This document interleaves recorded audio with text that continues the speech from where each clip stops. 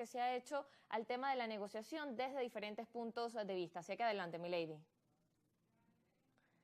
Bien, por ahora vamos a esperar mientras tenemos listo este reporte de milady. Les recordamos en nuestras redes sociales, @argumentos_gb en la cuenta de X. Desde ya pueden enviar todos sus comentarios y preguntas para nuestro invitado del día de hoy, que ya se encuentra en el estudio, Felipe Mujica, secretario general del MAS. Pero ya tenemos el material de milady, así que vamos a ver el reporte que nos hacía. Adelante, milady. Un gusto saludar a todo el equipo. Tuvimos la oportunidad de conversar con el analista político y económico Tomás Osías, quien consideró oportuno realizar un diálogo entre el gobierno y la oposición para garantizar la paz en el país. Vamos a tener más detalles. Con la palabra yo creo que sería el diálogo. El diálogo es importante otra vez, ¿no? Estoy hablando de estos momentos, de la radiografía ahora, el diálogo. Y que para que haya diálogo es necesario que la oposición retome ese papel tan importante de conversaciones y diálogo para la paz, para evitar la violencia, para lograr realmente un clima en que el venezolano de a pie sienta que está tranquilo. Así que el papel de la mediación es importante. Empecé por la oposición, hablé de Estados Unidos, por supuesto, el Ejecutivo Nacional, pero ahora vámonos a quienes están tratando de ayudar a Venezuela a dialogar. El papel del presidente Petro es importante porque es el único camino, además, que queda abierto. Las políticas de Estados Unidos son determinantes, porque estamos a 2 horas 45 minutos, porque el 70% del plantel industrial tiene que ver con Estados Unidos y paremos de contar. Por supuesto que en este camino el papel de la economía es fundamental. Por eso hacemos un llamado a Estados Unidos de que no se le ocurra a Washington, al presidente Biden, no se le ocurra ir a un tema que el pueblo venezolano es el que sufre, que es las sanciones. Las sanciones no tienen sentido. Tenemos aquí el petróleo, estamos llevando petróleo para Estados Unidos, acabamos de pasar al 5º lugar de exportación. El analista finalmente aseguró que las políticas estadounidenses son determinantes para ambas naciones. Con este aporte informativo regresamos el contacto al estudio. Muchas gracias por el reporte, milady. Hablando allí, Tomás Osías, sobre ese tema de llamar al diálogo. Y uno de los temas también que vamos a tocar con nuestro invitado, bienvenido a Argumentos, el señor Felipe Mujica, secretario general del Partido Movimiento al Socialismo. Gracias por acompañarnos esta tarde. ¿Cómo estás tú? ¿Cómo están las cosas? Todo bien. Por aquí esperando hacer ese análisis de la situación actual y que bueno, que sabemos que es un análisis bastante complejo por la situación en la que estamos. Y como veíamos, bueno, ese llamado que se hace en este entorno es hacia la negociación. Y habría entonces que hacer ese análisis. ¿Cómo lo ve, por ejemplo, desde el MAS, esta situación que está pasando en el país? ¿Y cómo pudiese aplicar ese llamado hacia el diálogo, que también ha sido un llamado que desde siempre han realizado desde el partido MAS? Tú sabes que la primera cosa que debemos tratar es donde estaba colocada Venezuela el domingo 28. El domingo 28, millones de venezolanos decidimos salir a votar.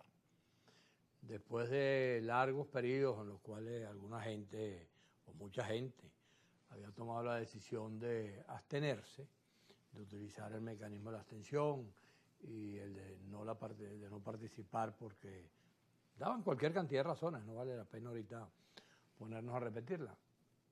Toda esa parte de Venezuela rectificó y asumió que la manera en que había que producir los cambios en Venezuela de forma pacífica, democrática, constitucional, era votando.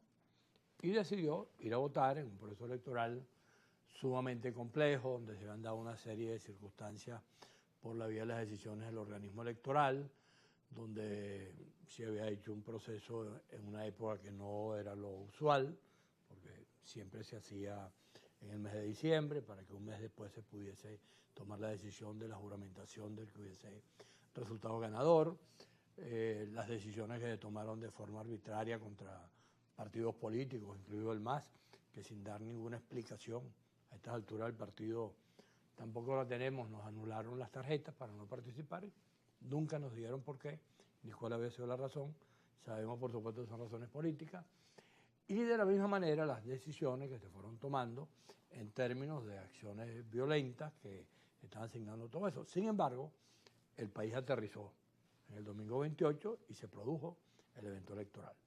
Un evento electoral que, de acuerdo con las cifras que dan algunos, es el más concurrido que se ha dado en la historia de Venezuela por el número de participantes, y que todo el mundo sabe a estas alturas cuál fue el resultado que produjo. Hay varios eventos que la gente simplemente vio lo que pasó. Yo narro el del 3 de diciembre, cuando el tema del Esequibo, después cuando se dio la consulta de los consejos comunales. En esos casos la gente vio claramente que había una participación muy baja, y vio el proceso de primarias, por ejemplo, donde se dio cuenta que la participación era amplísima, y vio este también. Entonces yo aplico un refrán que dice que lo que está a la vista no necesita anteojos. Entonces la gente vio el día domingo cuál fue el resultado, lo sabían los testigos, los representantes de los partidos, los militantes de todas las organizaciones, y al final del día estaba muy claro que el resultado favorecía la candidatura de Edmundo González.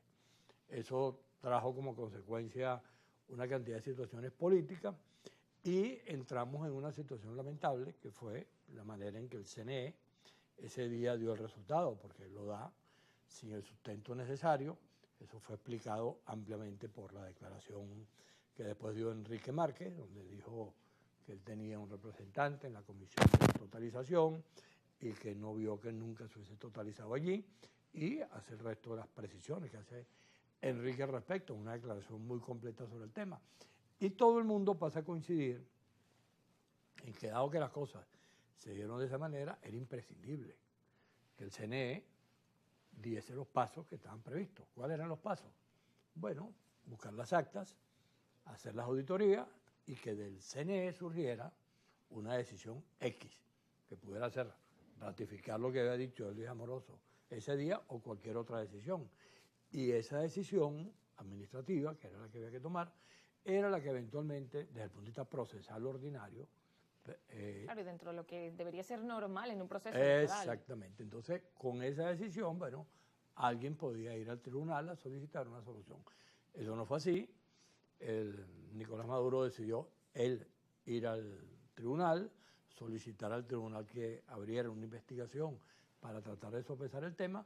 Bueno, y hoy estamos frente a una situación en la cual tenemos dos instancias, que es el CNE y el TCJ, que ambos tienen, como lo hemos dicho claramente, la responsabilidad de buscar una salida pacífica, garantizar la paz en Venezuela y a los venezolanos.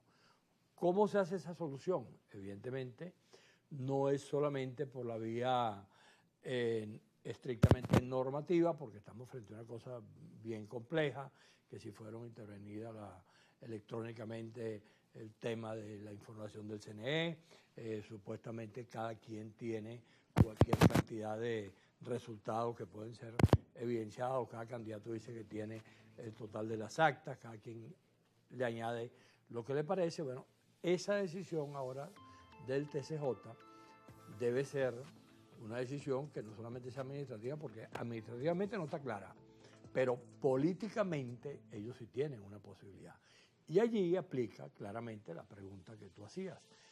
¿Cómo hacer para buscar una solución? Bueno, el mecanismo del diálogo es necesario, es imprescindible, porque los venezolanos en verdad no tenemos interés en que esto termine en una lamentable situación, con no se sabe cuántos muertos, con cuántas situaciones de represión, etcétera, como las que se vienen dando, sino que los venezolanos lo que queremos es dilucidar esto y a partir de allí encontrarnos, reconciliarnos, dialogar y buscar las soluciones que el país requiere. Así es, soluciones lo que buscan los venezolanos. Y si para seguir hablando de cómo se puede llegar a esa solución en este conflicto que pues de alguna forma es difícil, está tenso, pues vamos a seguirlo conversando luego de la pausa, ya venimos.